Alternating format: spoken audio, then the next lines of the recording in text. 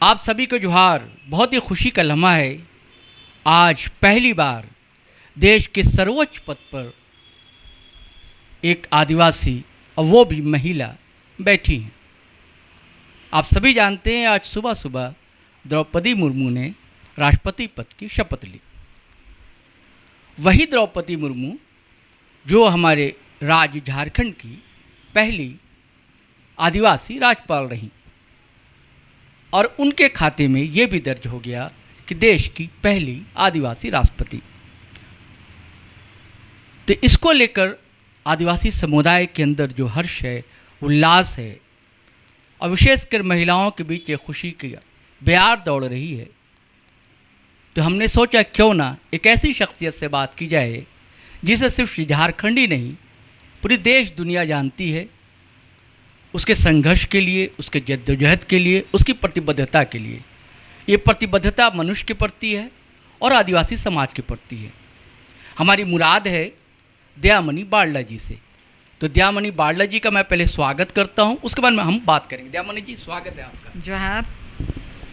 तो द्रौपदी मुर्मू जी आज राष्ट्रपति बनी हैं। दयामणि जी, तो कैसा लग रहा है आपको और इसका असर झारखंड पर और समूचे आदिवासी समाज पर क्या पड़ेगा?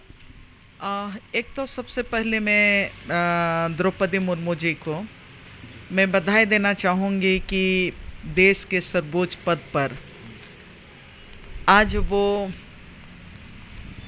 जाके बैठी हैं, शपथ ग्रहण की हैं और वो सिर्फ आदिवासी समुदाय के लिए नहीं लेकिन पूरे भारतवर्ष के 130 करोड़ की जो जनता है उनके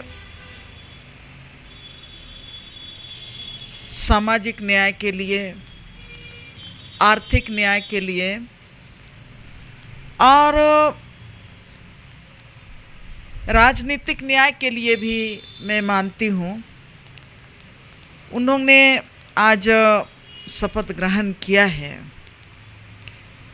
आदिवासी समुदाय के तरफ से हम लोग उनको बधाई देना चाहते हैं और हम लोग ये भी शुभकामना देना चाहते हैं कि ये जो 6 साल का जो कार्यकाल होगा उसमें देश में ये पहला 15वें आदिवासी राष्ट्रपति के रूप में वो आई हैं। पूरे देश का जो आदिवासी समुदाय अब उनके तरफ निश्चित रूप से देखना चाहेगा, एक उम्मीद के साथ।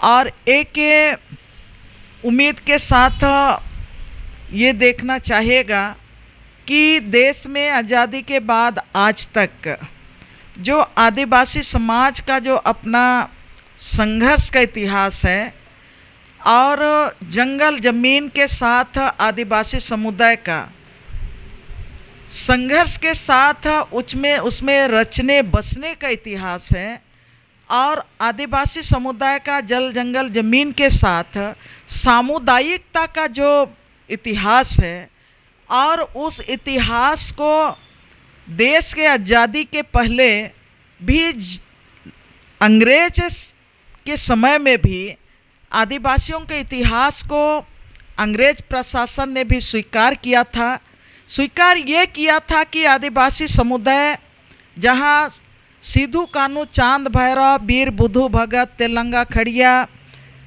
और सिंदराय बिंदराय, मक्की देवमणि, तेलंगा आपका जो सिंदराय मानकी, बिंदराय मानकी से लेके फूलो जानो से लेके मक्की मुंडा, गया मुंडा, बिरसा मुंडा, जतरा टाना भगत तक का जो इतिहास हम लोग देखते हैं, यहाँ के आदिवासी समुदाय के जल जंगल ज़मीन की रक्षा के लिए, भाषा संस्कृति की रक्षा के लिए ये लड़ाई थी। नहीं, हमारा सवाल है दयामणि जी कि उनके आने से क्या असर पड़ेगा। आज उन्होंने शपथ ग्रहण के बाद कहा है कि धरती आबा भगवान बिरसा मुंडा से उन्हें प्रेरणा मिलती है और भी जितने भी आदिवासी पुरखे रहे हैं उनका भी उन्होंने स्मरण किया है। तो अब क्या आपको लगता है कि CNT-SP जो एक्ट था उसका मामला हो या आपका बस्तर का मामला हो या आपके नॉर्थ ईस्ट में है ना। आदिवासी बहुल कई राज्य है जहाँ की 80 से लेकर 90% आदिवासी समाज बसता है। क्या उनकी सारी समस्याओं का हल हो जाएगा? इस दिशा में क्या लगता है आपको? मैं इसीलिए इस बैकग्राउंड को रखना चाह रही थी कि ये जो मैं पूर्व में बात की, तो ये हमारा इतिहास है और CNT एक्ट उसी का माने उसी शहादत का देन है। SPT एक्ट है, 5वीं अनुसूची है, 6ठी अनुसूची भी इस देश में है, और यहाँ पर मुंडारी खुटखटी भी है, हो इलाके में विल्किंसन रूल भी है। आज आज़ादी के बाद ये तमाम कानून के रहते हुए भी 5वीं अनुसूची का पालन नहीं हुआ है, CNT एक्ट का उस तरह से पालन नहीं हुआ है। हम चाहेंगे कि आदिवासी समुदाय के ये जो अधिकार हैं, CNT एक्ट का जो वायलेशन होते रहा है वो वायलेशन रुकना चाहिए। और 5वीं अनुसूची में जहां पर 1996 में राष्ट्रपति ने पेशा कानून पर हस्ताक्षर किया, लेकिन अब 26 साल चल रहा है, उसका नियमावली नहीं बना। अब राष्ट्रपति के रूप में द्रौपदी मुर्मू से हम लोग उम्मीद करते हैं कि 5वीं अनुसूची को कड़ाई से लागू करने के लिए 5वीं अनुसूची में जो प्रावधान है उसका नियमावली बनाए, और उसके साथ ही आदिवासी समुदाय सरना कोड की मांग करते आई है। सरना कोड यहाँ पर लागू होना चाहिए ताकि देश में जो आदिवासी समुदाय का को भी बराबरी का जो अधिकार है वो मिलना चाहिए। उसके साथ ही पूरे देश के लिए आदिवासी समुदाय के लिए जो मेन बजट होता है उससे अलग ट्राइबल सब प्लान का बजट बनता है, और ट्राइबल सब प्लान का पैसा आज तक आदिवासियों के हित में यूज नहीं हुआ, लेकिन उसको जेल बनाने में, रोड बनाने में, एयरपोर्ट बनाने में उसका मिसयूज हुआ है। अब राष्ट्रपति के तरफ हम लोगों का नज़र है कि ये जो ट्राइबल सब प्लान का पैसा है वो सिर्फ ट्राइबल समुदाय के विकास के लिए ये उपयोग हो। और इसके साथ ही मैं ये भी कहना चाहूँगी कि अभी आदिवासी समुदाय को सरना और ईसाई के नाम से मतलब उनमें लड़ाने का काम किया जा रहा है। उसके वो राष्ट्रपति के सामने चैलेंज जरूर होगा कि हम पूरे आदिवासियों को किस तरह से, जबकि यहाँ पर हम लोग 32 आदिवासी समुदाय हैं और 22 अनुसूचित जाति हैं, और पूरे देश में 350 से ज़्यादा आदिवासी समुदाय हैं, किस तरह से इनको जाति धर्म से अलग हट के ऊपर उठ के उनको बिंग ए आदिवासी उनके हक और अधिकार को दिलाने के लिए संगठित हम लोग को एक सूत्र में बांधेगी। और उसके साथ ही यहाँ पर जितने भी दलित समुदाय हैं, मेहनतकश समुदाय हैं, मछुआरे हैं, जो प्रकृति के साथ जीने वाले हैं, उन लोगों का न्याय के लिए वो कौन सा रास्ता अपनाएगी, ये हम लोग नहीं। क्या आप लोग मिलना चाहेंगे उनसे? क्या प्रतिनिधिमंडल को आदिवासियों का मिलेगा उनसे, और विशेषकर महिला आदिवासी को प्रतिनिधिमंडल? देखिए, हम लोग निश्चित रूप से मिलेंगे, महिलाओं के सवाल को लेके मिलेंगे, इसलिए कि यहाँ पर महिलाओं के ऊपर में जो अत्याचार हो रहे हैं, डायन हत्या के नाम से रोज़ उनकी हत्या हो रही है, बच्चों का, हमारी बेटियों का मतलब अपहरण हो रहा है, गैंगरेप हो रहा है, और राज बनने के बाद ये उसका जो ग्राफ है ऊंचा होते जब आगे बढ़ते जा रहा है।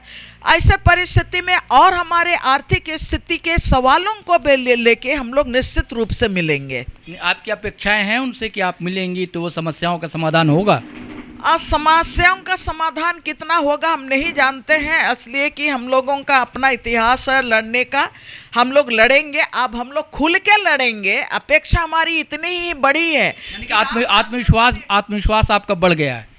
हमारा इतना ही ये है, आत्मविश्वास है कि हम लोग कल भी लड़े थे, अब राष्ट्रपति हमारा आदिवासी है, हम लोग और लड़ेंगे अपने हक और अधिकार के लिए, और जेल जाएंगे तो लोग ये भी कहेंगे कि राष्ट्रपति के लोग जेल चले गए हैं आदिवासी अधिकार के लिए। ये तो और गौरव की बात है। नहीं, क्योंकि 2017 की बात है जब रघुवर दास की सरकार थी झारखंड में, और CNT SPT का विधेयक आया था, और राज्यपाल द्रौपदी मुर्मू थी तब जहाँ पर, और उन्होंने उसे वापस कर दिया था। उन्होंने सवाल खड़े किए थे। उसके बाद फिर और एक पत्थलगड़ी आंदोलन याद रहा होगा आपको, कुछ समय भी आप लोगों को बुलाया था राज्यपाल ने, और दरवाजे खोल दिए थे कहा जाता है, और आदिवासी प्रतिनिधिमंडल से बातें की थी उन्होंने। तो तो क्या लगता नहीं कि वो आपकी समस्याएं वो सुनेंगी, साझा करेंगी, या आप दर्द अपने साझा करेंगे और उसका निदान कुछ होगा उनके पास? देखिए, मैंने साझा ऐसे नहीं कर सकते हैं। उस समय का जो आप जिस आंदोलन की बात कर रहे हैं, 2016 में CNT एक्ट संशोधन जो यहाँ तत्कालीन बीजेपी सरकार कर रही थी, तब भी यहाँ का आदिवासी समुदाय, मूलवासी समुदाय और पूरा विपक्ष के लोग एक होके हम लोगों ने लड़ा था। और लड़ाई इतना तीखा था कि सरकार की भी मजबूरी थी, और एक बार तो उन्होंने भेज दिया था। लेकिन मैं ये कहना चाहूँगी कि उस समय 250 संगठन के लोगों ने राज्यपाल महोदय के सामने अपनी आपत्ति दर्ज की थी। तो जो 250 संगठन थे, उन 250 संगठन के आंदोलन का वो देन है कि उस समय राज्यपाल महोदय को इस पर संज्ञान लेना पड़ा था, और फिर उसमें वो बोले कि नहीं, 250 संगठन यहाँ पर अपनी आपत्ति दर्ज किए हैं। पत्थलगड़ी सवाल को लेके मुझको ये कहना है कि इसलिए मैं सीधे से ये उम्मीद नहीं कर सकती हूँ कि हाँ, राष्ट्रपति हमारी हैं तो हमको मतलब बैठे बैठे न्याय मिल जाएगा। मैं ये कतई उम्मीद नहीं कर सकती हूँ, इसलिए कि पत्थलगड़ी के समय में भी जिस तरह से उनके रहते, राज्यपाल रहते हुए, यहाँ पर 10 गांव के ऊपर में 124 का केस हुआ था जो देशद्रोह का है, और उसके साथ यहाँ पर हमारे ट्रेडिशनल जो ग्राम प्रधान हैं, 250 लोगों के ऊपर में देशद्रोह का केस हुआ था। और केस मैंने तब तक चला जब तक कि मतलब बीजेपी की सरकार थी, तब तक केस चला। हेमंत सोरेन की सरकार आई तो पहला कैबिनेट में उन्होंने ये घोषणा किया कि हम पत्थलगड़ी से जुड़े जो देशद्रोह का केस है उसको हम वापस करेंगे। चलिए, बात हेमंत सोरेन की निकली है, और वो झामुमो की अगुवाई कर रहे हैं, अभी सरकार में मुख्यमंत्री हैं, और ये वो पार्टी है जो कि आंदोलन से निकली है, और उन्होंने भी द्रौपदी मुर्मू का समर्थन किया था। तो आप सीधे सीधे संदेश अभी आदिवासी समाज को और एक स्त्री होने के नाते महिला समाज को क्या देना चाहेंगे? मैं ये आदिवासी समाज को कहना चाहूँगी कि आदिवासी समाज मैंने कल भी संघर्ष किया था, सिद्धू कानू से लेके आज तक संघर्ष किया है। आदिवासी समुदाय को कल भी संघर्ष करना पड़ेगा। अपने जल जंगल जमीन जज्बात, अपने भाषा संस्कृति की संरक्षण के लिए कल भी उनको संघर्ष करना पड़ेगा। CNT एक्ट, SPT एक्ट, 5वीं अनुसूची और उसके साथ तमाम हमारा अधिकार है, उनके लिए कल भी संघर्ष करना पड़ेगा। और मैं आदिवासी समाज से कहना चाहूँगी कि आप तो जोरदार संघर्ष करना पड़ेगा और बिंदास होकर संघर्ष करना पड़ेगा, इसलिए कि हमारा अधिकार है, हमारा तो CNT एक्ट, SPT एक्ट हमारा कानूनी अधिकार है, और वही हमारा संघर्ष का हथियार होगा। हम हिंसा पर भरोसा नहीं करते हैं, हिंसा से आज तक हम लोग दूर रहे हैं, और जो संवैधानिक अधिकार है उसी को लेके हम लोग आगे भी संघर्ष करेंगे। मैं यही कहना चाहूँगी।